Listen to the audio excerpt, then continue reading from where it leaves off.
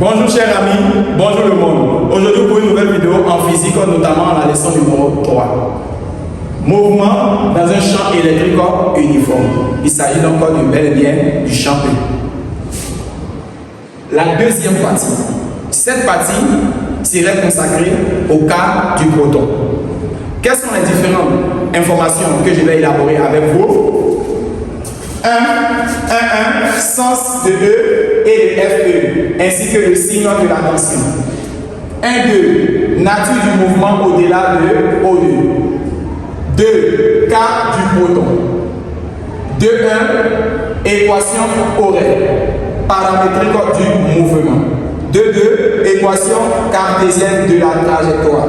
2, 3, nature du mouvement. 2, 4, les coordonnées du point de sortie S. 2, 5, la condition U pour que les protons sortent sans heurter les plaques. 2, 6, la date T du point S. 2, 7, la déviation angulaire et la déflexion électrique. Chers amis, lorsque vous rencontrez l'exercice de champ électrostatique, dans un premier temps, ne stressez pas. Dites-vous que vous êtes en train de quitter dans la plaque verticale pour aller dans la plaque horizontale. La force électrique montre du doigt l'endroit où va se dérouler la suite du sujet. La force électrique montre du doigt l'endroit où va se dérouler la suite du sujet. Étant donné que la suite du sujet se déroule ici, alors la force électrique va montrer du doigt le comportement. C'est-à-dire que vous devez venir sur votre schéma et montrer FE. Une fois que l'on voit FE, il faut se poser une seule question. Il s'agit de l'électron ou de proton. Dans le sujet est mentionné que c'est le cas du proton. Si c'est le cas du proton, E et FE iront dans le même sens. Alors, on aura encore ici E. Pourquoi les deux vont dans le même sens? Parce que Q est supérieur à 0. Et pourquoi Q est supérieur à 0? Parce qu'ils sont dans le cas du proton. Dans le cas du proton, Q est supérieur à 0. Une fois que c'est fait, alors on va d'abord répondre à la première question posée. Il s'agit de 1, sens de E et aussi de FE. Chers amis, le sens de E. On remarque que FE montre du doigt où se déroule le mouvement et E dévoile le potentiel. On dira que ici le signe est négatif et là le signe est positif. Une fois que c'est fait, vous êtes obligé de soit faire l'étude dynamique et parler de toutes les différentes informations sur la plaque. Vous allez reporter cet exercice-là si la feuille de copie. C'est-à-dire quoi? Dans un premier temps, faire l'étude dynamique. Système. Il s'agit des protons.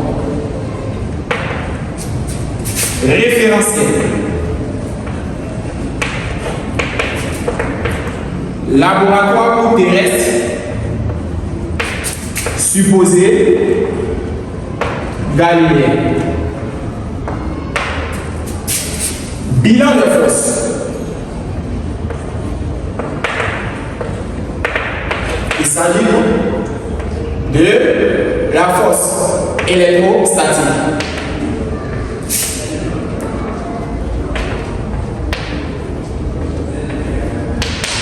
Une fois que c'est fait, nous allons encore représenter le schéma.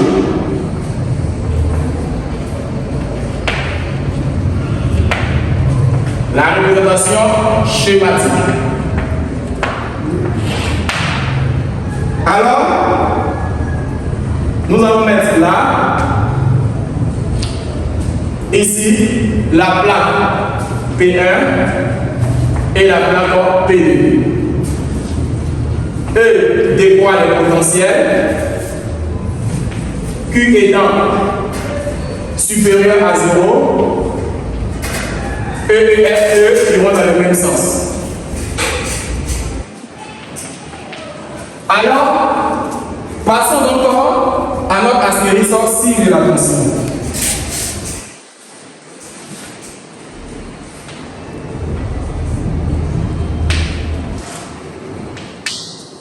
Ici, On dira que le mouvement s'effectue de la plaque P1 vers la plaque P2.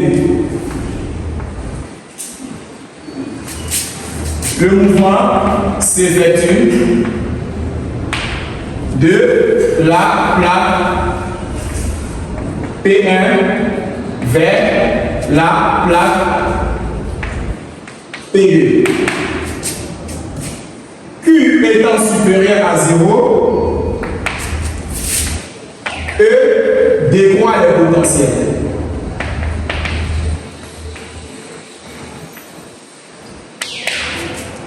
E et FE sont de même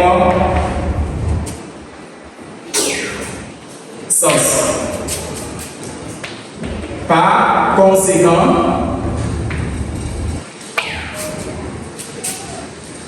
U, P1, P2 égale à la différence de potentiel VP1 moins VP2. D'après le schéma, il faudrait prendre supérieur à 0. Et pourquoi? Car VP1 est positif et VP2 négatif. On dira que UP1, P2 serait donc supérieur à 0. Donc, la tension du sujet est positive.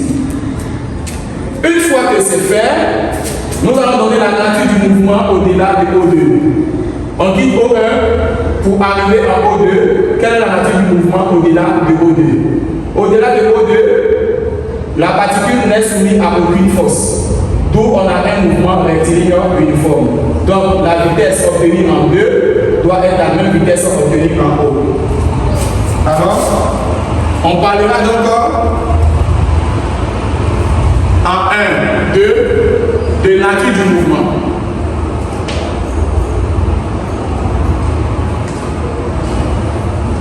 Au-delà de O2. Chers amis, lorsque vous quittez en O2 pour arriver en O, on a une trajectoire qui est rectiligne.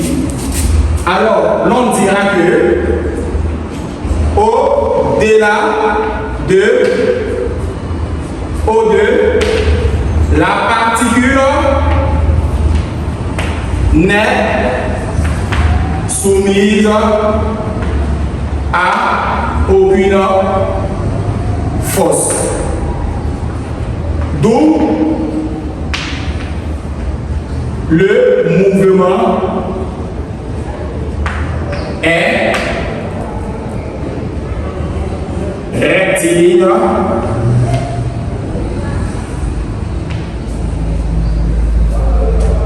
et uniforme. Et pourquoi le champ E est nul? Chers amis, suivez attentivement 2 cas du proton et 2 les équations horaires paramétriques du mouvement. En 2, c'est le cas de proton. Et en 2.1, équation horaire paramétrique.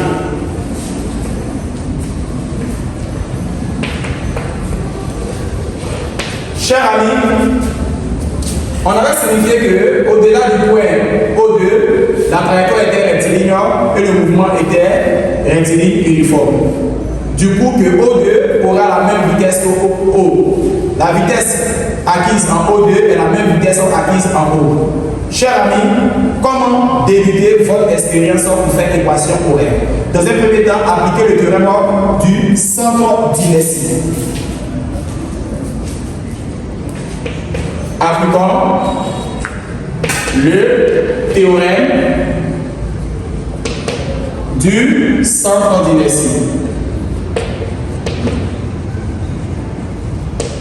Le théorème du centre d'inertie nous informe que la somme vectorielle des forces extérieures égale à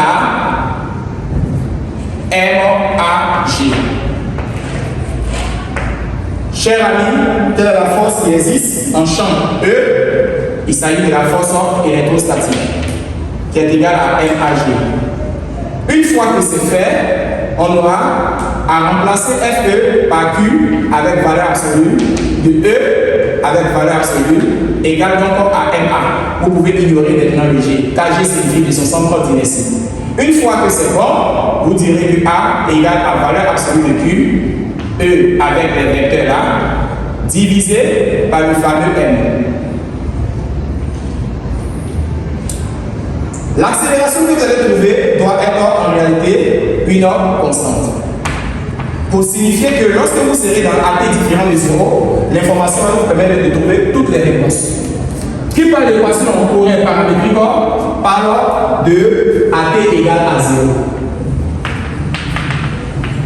AT égale à 0 est appelée condition initiale. Pour réussir cette condition, on aura besoin de la vitesse V0, V0 sur la des X, V0 sur la des Y. Venez sur le schéma et suivre votre point appelé S. La particule va obéir tout en passant par le point S. Une fois passé par le point S, vous ciblez l'information de la force électrostatique qui suit toujours le point de sortie. On aura donc FE. Étant donné que Q étant positive, E et FE iront dans le même sens. Dans ce cas-là, E ira dans le même sens que FE. Une fois c'est fait, alors, étant donné que E décroît le potentiel, ici serait donc aligné de signes moins, quant à celui-là, aligné de signes plus. S'il y a 6 plus, il doit aussi avoir 6 moins. Une fois que c'est fait, on remarquera que la vitesse ira dans le même sens que l'axe des X. Dans ce cas, V0 si la des X s'appellera V0. V0 si la des Y. V0 est perpendiculaire à l'axe des Y. Dans ce cas-là, l'on trouvera 0. On parlera aussi de OG0, qui est la position à l'instant initial. X0, Y0. Dans ce cas-là, comme la vitesse est située au point O et le point O, c'est le repère OIJ, alors ces deux coordonnées seront égales à 0 et 0. Par contre, encore à t différent de 0. À t différent de 0, cher ami, est appelée condition quelconque. Alors, la condition quelconque, c'est très simple. Il faudra parler de l'accélération et l'accélération sur la des X, accélération sur la des Y, parler par implication de la vitesse, parler de la vitesse Vx et Vy. Et aussi finir en beauté par l'implication de OG, qui parlera de X et de Y. Comment s'appelle A sur la des X? On vient de dire que A est égal à E aussi. E sur la des X, on remarque que E est perpendiculaire à l'axe des X. Sa réponse donnera 0. Comme E est perpendiculaire à l'axe des X. Comment est E vis-à-vis de Y? E a le même sens que Y. Dans ce cas-là, on aura à prendre l'écriture posée ici sans mettre de valeur absolue à présent. Cher ami, qu'est-ce qu'il faut retenir? Lorsque vous êtes en train de trouver les coordonnées de A, ne mettez plus jamais, s'il vous plaît, de valeur absolue. On ne travaille pas ici avec une valeur absolue. On ne travaille pas ici aussi avec vecteur. Regardez bien, E a le même sens que Y. Alors, comme ce n'est pas les coordonnées de E, et c'est plutôt les coordonnées de A, alors on aura que E sur M. Pour déterminer la vitesse, il faudrait donc utiliser la propriété suivante. VDT égale à AD plus V0. Pourquoi? Parce que l'accélération est dite constante. Alors, pour faire Vx, on aura encore à prendre comme propriété suivante. Remplacer tous les A à X ici, on a AXT plus V0X. Comment s'appelle AX? AX s'appelle 0, donc on aura rien ici. Comment s'appelle V0 sur la des X? V0 sur la des X s'appelle V0. On mettra donc V0 là. On vient avec la même formule. Nous sommes maintenant sur la des Y. Comment s'appelle A sur la des Y? Sur la des Y, donc A s'appelle QE sur M. Près de ça, il faut impérativement mettre T. C'est ce que la propriété a dit, AT. Alors le A est remplacé par son expression. Comment s'appelle V0 si là les Y? V0 si là les Y s'appelle 0. On ne mettra rien. Une fois que c'est fait, allons-y et trouvons la position. On aura aussi sa propriété suivante. On sera OG sera donc égal à 1 demi de AT carré plus V0T plus OG0. Une fois que vous connaissez ça, alors pour traduire X et Y, si l'on a X, on aura 1 demi de AXT carré plus V0X et plus X0. Si l'on veut faire pour Y, on aura 1 demi de AYT carré plus V0YT plus Y0. C'est cette information qu'on prend pour remplir. Allons-y, nous allons remplir. Comment s'appelle A si là existe? A si là existe s'appelle 0. On a 0 fois 1 demi fois T, tout ça fait 0. Comment s'appelle V0 si là existe? V0 si là existe s'appelle V0. Près de ce V0, il faudra mettre un T. Comment s'appelle X0? X0 s'appelle 0, donc il n'y a rien à mettre. Comment s'appelle 1 demi de AYT? A s'appelle sur Y, QE sur M. On aura donc 1 demi multiplié par QE sur M qui donnera 1 demi de QE sur M. Après ça, il fallait mettre T carré. Comment s'appelle V0 si là des Y? Ça s'appelle 0. Comment s'appelle Y0? Ça s'appelle 0. Voici donc l'équation que l'on trouve. On dira par la suite que les équations horaires paramétriques s'écrivent.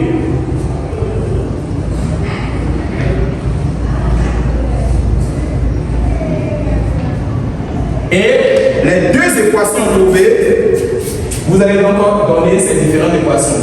X égale à V0T et Y égale à QE sur 2M T au carré.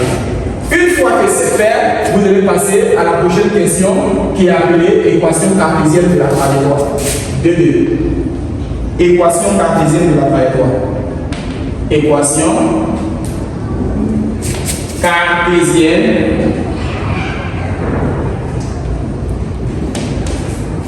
de la trajectoire.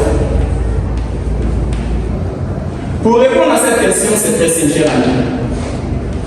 Il faudrait numéroter l'équation là, numéro 1, et là, numéro 2. Et l'on dira, dans une entité, dans 2, on remplace T par sa valeur. Dans une entité,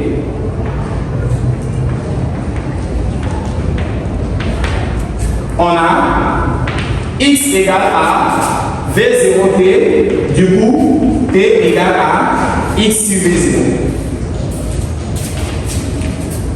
Dans 2, on remplace T par sa valeur. Si l'on remplace T par sa valeur, quelle est la valeur même de T? X sur V0. On obtient notre équation appelée Y sous la forme désormais de QE sur M tout en remplaçant T par X sur V0, le tout au carré. Dans ce cas-là, chers amis, on aura Y QE multiplié par X au carré sur, il manquait un 2 dans notre écriture là, alors sur 2MV0 au carré. Chers amis, quelle est la prochaine question posée? Cette question, il s'agit de 2-3, la nature du mouvement. On veut savoir si c'est une parabole ou c'est une droite. Suivez attentivement la suite.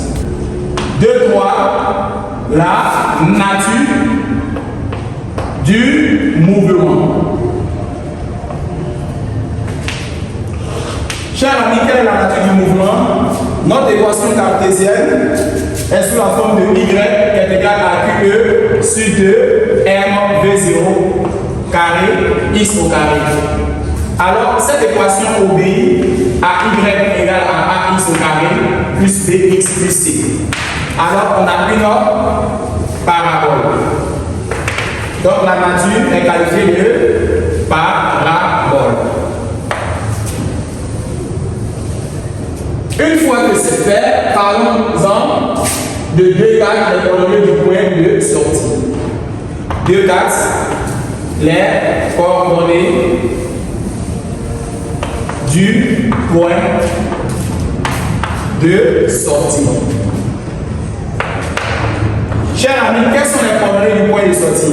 Si vous rencontrez cette question, c'est la question la plus facile.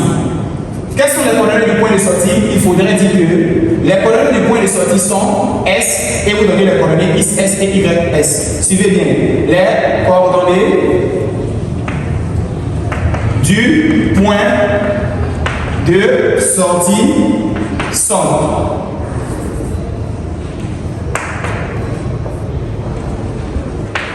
et vous mettez S à pour coordonnées X, S et Y, S. Quel que soit le sujet, dites que XS égale à L. Et YS n'est rien d'autre que de prendre ton équation cartésienne et de remplacer le X là par XS. Et de vous remplacer tous les XS par L. Donc, S a pour coordonnées XL égale à L et YS égale à Q, E sur 2N V0 au carré de XS. Pourtant, vous avez signifié tout de suite que XS s'appelle L. Alors, cette écriture deviendra QE sur 2N V0 au carré de L au carré. Vous voyez simplement, c'est que vous avez dit que XS égale à quoi? L. Vous êtes obligé de dire les coordonnées du point de sortie sont XS égale à L et YS là. Vous prenez votre équation cartésienne, vous remplacez tous les X là par L. On aura donc L au carré. C'est très simple. Vous allez voir cette information là sur le schéma. Donc suivez attentivement le schéma. On avait signifié que S avait pour coordonnées XS et YS. On a signifié que XS égale à L et puis Y, on avait plutôt écrit QE sur 2M V0 au carré, L au carré. Ça sous-entend quoi? Quittez là jusqu'à rencontrer le point S. Si vous projetez, vous voyez que le point S finit par la plaque B et le point O finit par celui-là. Alors, quittez O jusqu'à aller rencontrer le point S. Si vous projetez vers le bas, vous allez voir que ça respecte les plaques. Alors, si vous continuez par les astérisques, par les tirets, vous tombez sur le point B. Si vous commencez par le point O, vous tombez ici. Vous allez voir que cette grandeur-là est appelée comme L. Voici pourquoi il faut émettre que XS égale à L. Parce que lorsque vous descendez par le point S et vous descendez par le point O, vous remarquez que cette distance-là est appelée L. Alors, XS égale à L et YS, vous prenez l'équation cartésienne et vous remplacez toutes les XS dans l'équation cartésienne par L. Alors, voici pourquoi nous allons donc signifier que XS égale à L. Alors, chers amis, voici le point S par projeté, le point O par projeté, on voit que ça donne la distance L. Donc, il faut dire que XS égale à L et YS dépend désormais de l'équation cartésienne où vous allez remplacer le XS par L. En 2, c'est la condition U pour que les particules sortent sans effet les plaques. La condition U pour que les particules sortent sans heurter les plaques. Chers amis, quelle est la condition U qu'il faut pour que les particules sortent sans heurter les plaques? Si vous rencontrez cette question, chers amis, c'est très simple. Si vous rencontrez la condition U pour que les particules sortent sans heurter les plaques, dans un premier temps, vous avez besoin d'une équation cartésienne. Mais une fois que vous prenez l'équation cartésienne, n'oubliez pas que la question coordonnée du point de sortie venait de précéder cette question. Alors c'est très important de savoir que la coordonnée doit être utilisée pour répondre à cette question-là. Alors, pour répondre à cette question, on a besoin des coordonnées du point S. Pourtant, nous allons rappeler que S avec le coordonnée XS égale à L et YS égale à QE sur 2 MV0 au carré L au carré. Alors, après cette information, vous devez traduire que si la condition est appelée une, que les particules sortent sans perturber les plaques, cet endroit était appelé le point S. Une fois que ça passe là et ça sort par le point S, on remarque que cette distance appelée distance des plaques est appelée communément D.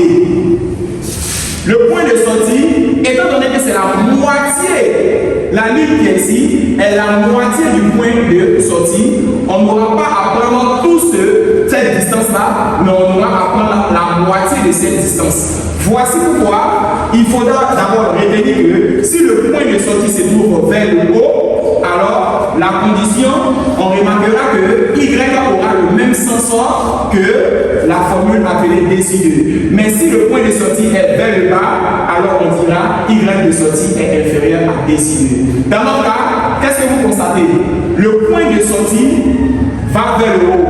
Pourtant aussi, Y aussi va vers le haut. On remarque que Y et le point de sortie, les deux sont vers le haut. Dans ce cas-là, on dira que la condition est qualifiée de YS est inférieur ou égal à D si 2.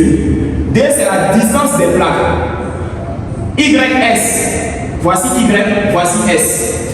YS doit être inférieur ou égal à D si 2. Pourquoi diviser ce 2 par 2? Parce que ce n'est pas toute la distance qu'on a utilisée, mais c'est la moitié de cette distance qu'on a utilisée. Alors Y de sortie est inférieur à D si 2. Vous remplacez Y de sortie par son équivalent là. On aura à présent QE sur 2 LV0 au carré, L au carré inférieur à D si 2. Une fois que c'est fait, nous allons encore nous informer que E avec l'expression U sur D. Dans ce cas, on va remplacer E par U sur D. On aura Q U sur D sur 2 MV0 au carré, L au carré inférieur égal à D sur 2. Alors, nous allons faire le devoir tout en faisant descendre cette écriture d'abord dans un premier temps. QU sur 2 MD V0 au carré, L au carré inférieur ou égal à D sur 2. Alors, voici la fonction recherchée par le professeur. C'est ce U-là que le professeur demande de chercher. Alors, c'est ce U-là pour trouver sa valeur. Il faut faire comme devoir. Donc, on suivait, chère habilitation. Alors, voici donc notre endroit où nous sommes arrêtés. Mais j'avais signifié que YS était inférieur ou égal à D si 2, disait que le point S est situé vers le haut. Y aussi est situé vers le haut. Dans ce cas-là, ce serait D si 2. Pourquoi D si 2? Cette partie-là est la moitié de D. Alors, c'est ici qu'il y aura lieu la sortie. Alors, s'il y a la sortie à lieu ici, on aura encore à diviser on va diviser le D par 2. Maintenant, si le point de sortie était situé vers le bas, alors Y va en haut et le point de sortie est dirigé vers le bas. On aura YS est inférieur à moins D si 2. Parce que le point de sortie et Y ne vont pas dans le même sens. Alors, chers amis, la condition U est très simple. On aura QU L au carré inférieur à 2 MD V0 au carré multiplié par D. Une fois qu'on a fait ça, le 2 va multiplier ici. Alors, on aura 2Q, U, L au carré, et là, on aura 2M, D fois D fait D au carré, V0 au carré. Une fois c'est fait, nous allons tirer la tension. On aura U qui est inférieur à 2, M, D au carré, V0 au carré, le tout, sur 2, Q, et après, L au carré. Une fois que c'est fait, nous allons utiliser la simplification. Donc U est inférieur à M, D au carré, V0 au carré, sur Q, L au carré. S'il y a lieu de remplacer Q par E, on aura encore Q est inférieur à M, D au carré, V0 au carré, sur E, L au carré. Parce que nous avons remplacé Q par E. Alors, nous sommes à présent sur 2,600, la durée, la date du point S. 2,600, la date ou la durée. TS au point S. Quelle durée les particules vont mettre pour arriver au point S?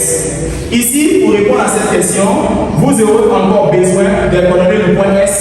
XS égale à L et YS égale à votre équation QE sur 2 MV0 au carré L au carré.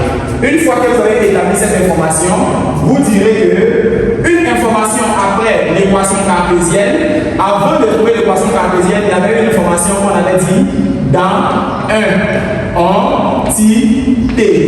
On avait signifié que x égale à v0t. Alors, vous devez donc remplacer, mettre appelé de ce s, x là, s et là, l'appeler s. Vous direz que ts égale à xs sur v0.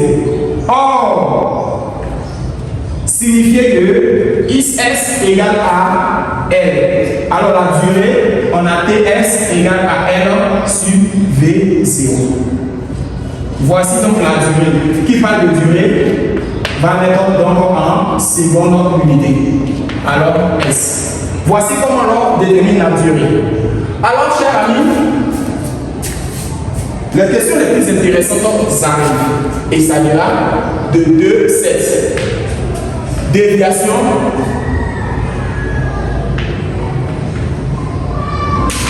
angulaire et déflexion électrique.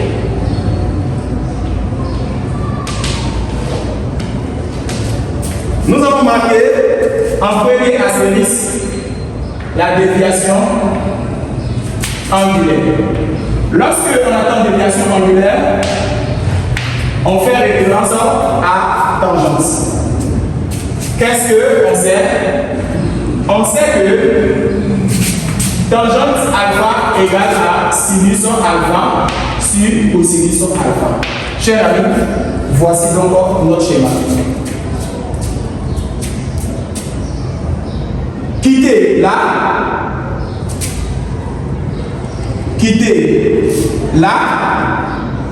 qui est le point M qu'on n'a pas encore utilisé, et arriver à la hauteur située là, cher ami, on parlera donc du fameux YS.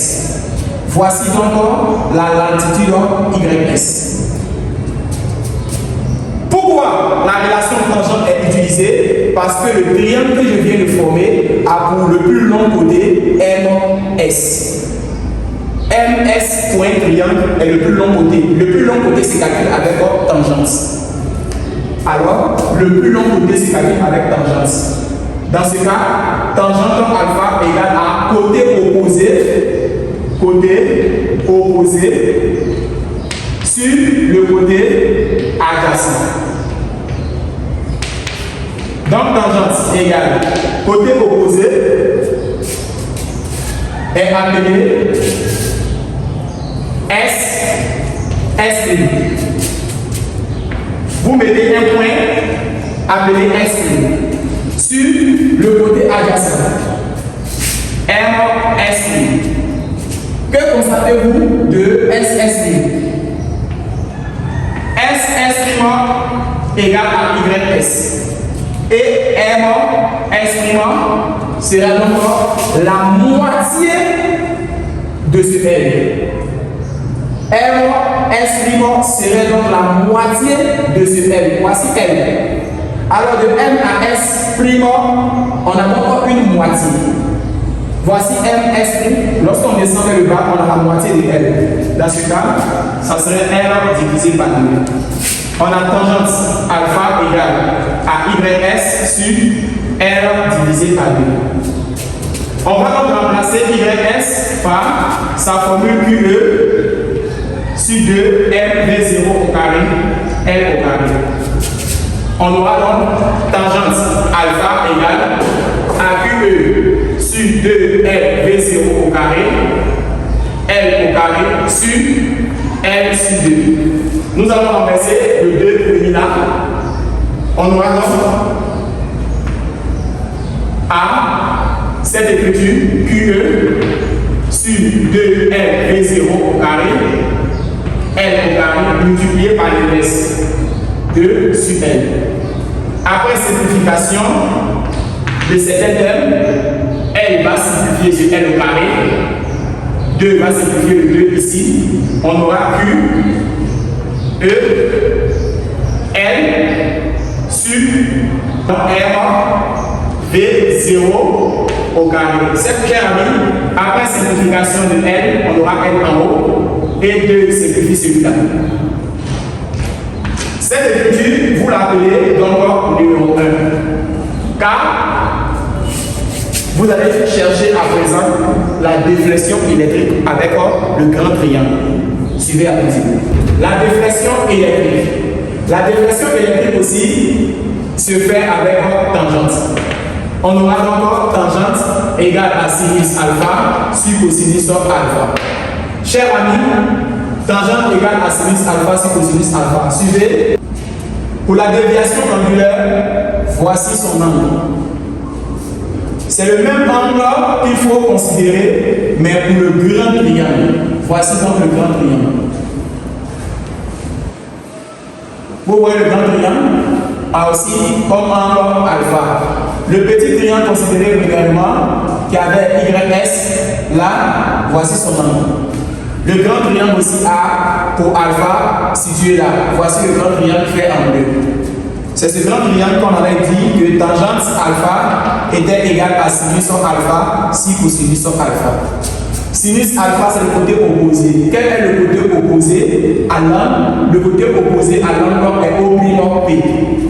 Alors, tangente alpha égale à O' P sur côté adjacent. Le côté adjacent, c'est ce côté-là.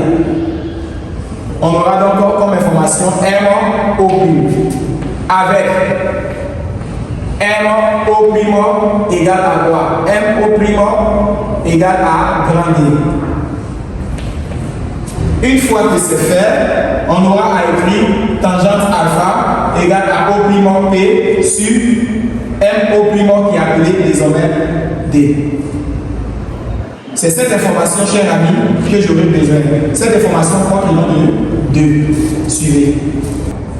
Alors, on a rappelé que tangente alpha égale à O' P sur grand D dans notre exploitation. Cette écriture, vous la numérotez 2. Vous faites cette fois-ci que tangente alpha du premier est égale à tangente alpha du second. Une fois que c'est fait, tangente alpha du premier a pour expression QE R sur MV0 au carré. Quant au deuxième, on aura O' P sur D. On aura à tirer O' qui est appelé déflexion électrique. C'est celui-là qu'on cherche à trouver. Déflexion électrique.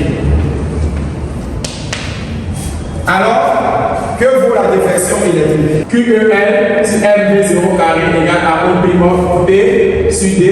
On va donc tirer O' P. On aura DQEL sur MV0 au carré. Si vous voulez estimer ça en fonction de U et D, alors E égale à U sur D.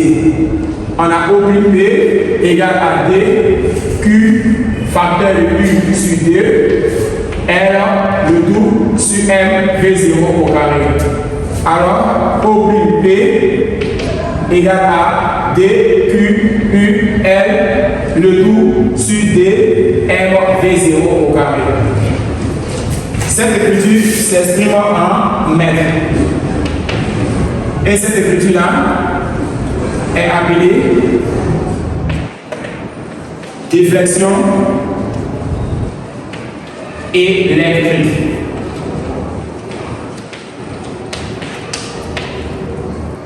Alors, chers amis, OP s'exprime en mètres. Si c'est, je vous dis au revoir pour une nouvelle vidéo.